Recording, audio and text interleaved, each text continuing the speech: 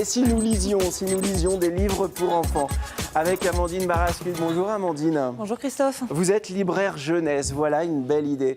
La littérature jeunesse se porte très très bien, hein, vous confirmez? Ah oui. Les éditeurs sont contents, les auteurs sont contents, à tel point que vous avez ouvert, vous, votre librairie jeunesse à Saint-Thierry-la-Perche depuis novembre. Voilà, en novembre dernier. Qu'est-ce qui vient dans les librairies jeunesse? Beaucoup de grands-parents. Ouais. Voilà, parce qu'ils sont contents de trouver des cadeaux à faire à leurs petits-enfants sur lesquels ils ont encore prise. C'est des choses qu'ils comprennent, les livres qu'ils peuvent partager. Ah, c'est pas dématérialisé. Voilà. Oui, je comprends. Les pommes, il y en a à peu près partout, dans chacune de nos régions. Ça tombe bien. Ça, c'est un livre très rigolo. Il s'adresse à quelle tranche d'âge? On est pour les enfants à partir de 5-6 ans. Ouais. Voilà, donc c'est une collection chez les éditions Ricochet. La collection s'appelle « Je sais ce que je mange ».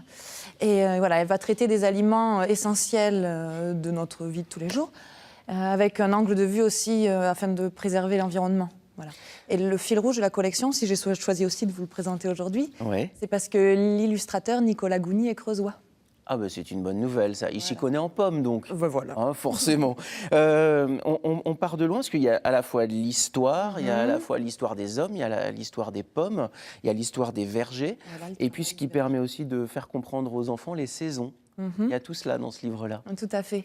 Donc en fait, la collection, elle n'a pas des dessins qui sont vraiment documentaires. C'est vraiment l'intérêt, c'est de s'adresser aux plus jeunes, avec des dessins qui laissent encore la part belle à l'imagination. On va trouver à l'intérieur de l'histoire les deux petites souris qui se promènent, qui croquent un morceau de pomme. Là où vous êtes tout de suite, elles sont en train de croquer un morceau. Voilà. Et puis ça, c'est la suivante. Et puis on voit bien que des pommes, il y en a à peu près partout. Voilà, ça s'appelle Les pommes, je sais ce que je mange. Des livres utiles, c'est toujours bien des livres utiles. Alors l'abécédaire, oui, Delphine se fiche de moi, sauf que c'est chouette, les abécédaires. Tout à fait. Ah. Alors, et celui-là revisite tout, parce qu'alors, Maria Jalibert, elle est auteure, illustratrice et plasticienne à Brive. Donc voilà, cet abécédaire, il vient de sortir chez Didier Jeunesse. Vous avez choisi des auteurs de la région, ça c'est une bonne idée. Oui, j'ai essayé. Puis on a tellement, il y a tellement des choses super qui se font. Alors, donc, c'est pas un abécédaire classique. Non, en fait, elle est partie du principe, sur la page de gauche, on va retrouver la lettre de l'alphabet, bien sûr, mais avec le son, l'onomatopée que va faire un des objets.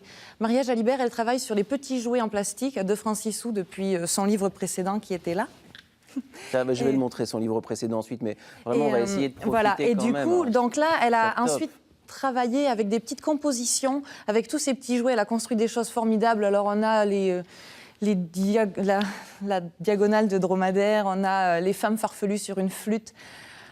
En plus, c'est des objets le poulet avant, le poulet après, voilà, c'est très drôle, avec tous ces petits jouets en plastique qu'on connaît depuis longtemps. En fait, les enfants les ont dans leur chambre et du coup, ça leur permet de comprendre les lettres. Voilà, elle chine sur Emmaüs pour trouver la petite perle en fait, qui va lui permettre de réaliser sa composition. Il y a plein d'objets qui doivent parler aux parents, grands-parents aussi, évidemment. C'est très ingénieux, ça permet vraiment d'aller beaucoup plus loin avec le livre qu'un premier public.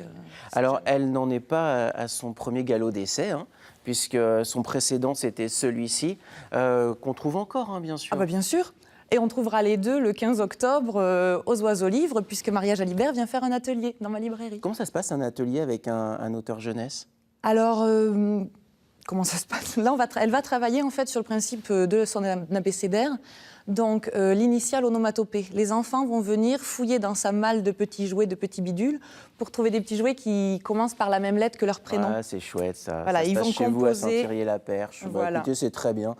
Il faut aller rencontrer les auteurs, hein, parce que c'est des moments privilégiés, puis après, on n'ouvre plus jamais le livre de la même manière. Bon, pas tout à fait pour les enfants, mais peut-être pour les adolescents, et pour les parents, les grands-parents. Limoges et la Révolution. On en apprend beaucoup parce qu'on n'a pas le sentiment que Limoges ait été tant marqué que ça par la Révolution. Or, dans ce livre, on comprend le contraire. Tout à fait. Donc ça, c'est un livre, c'est le travail croisé de deux compétences. D'un côté, la compétence d'un historien, avec Philippe Grandcoin. Oui, bien sûr. Et en face, tout le travail des amis de Robert Margerie, excusez-moi. Robert Margerie a écrit dans les années 60 un roman qui s'appelle La Révolution, et dans lequel on va trouver en fait le Limoges de la Révolution à l'époque. Donc en fait, ils ont fait tout ce travail pour reconstituer Limoges, voir ce qui a été démoli, comment la ville a avancé. On a un beau travail d'archives avec les plans d'alignement. C'est complet, hein. Oui, voilà. Ça s'appelle Limoges et la Révolution, regard croisé chez les Ardents Éditeurs. Tellement belle maison d'édition. Merci beaucoup, Amandine Barascud. Vous reviendrez nous voir souvent? J'adore les Côté. livres pour enfants. Et si vous voulez me faire plaisir, vous amenez des pop-up. Je suis fan Ah mais de... oui, alors là pour... Ah ben j'adore les pop-up. Merci beaucoup. Et puis une précision, puisque nous allons parler des portes du cuir tout à l'heure. Vous serez aussi aux portes du cuir, ce sera à Saint-Thierry-la-Perche, c'est chez vous. Restez avec nous pour tout savoir et on vous offre ces livres-là.